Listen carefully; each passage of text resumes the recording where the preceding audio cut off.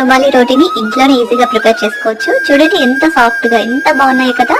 మరి ఎలా తయారు చేసుకోవచ్చో చూపిస్తాను, మీరు కూడా ఒకసారి ట్రై చేయండి. ముందుగా ఒక గ్లాస్ వాటర్ తీసుకోండి. ఇందులోకి 1 స్పూన్ చక్కెర, 1/2 స్పూన్ ఉప్పు వేసేసి చక్కగా అంతా కలిపేసుకోండి.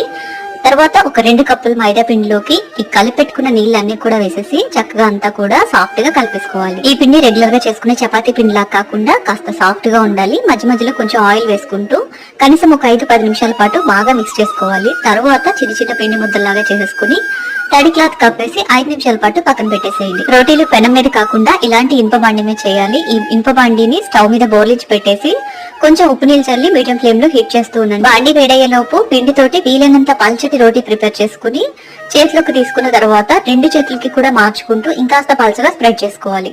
తర్వాత ఇది బాండి మీద వేసేసి మీడియం టు హై ఫ్లేమ్ లో స్టవ్ ని అడ్జస్ట్ చేసుకుంటూ 2 వైపులకి టర్న్ చేస్తూ చుట్టుపక్కల తిప్పుకుంటూ ఈవెన్ గా కాల్చుకోవాలి. అంతే, ఎంతో కమ్మగా ఉండే రుమాలి రోటీ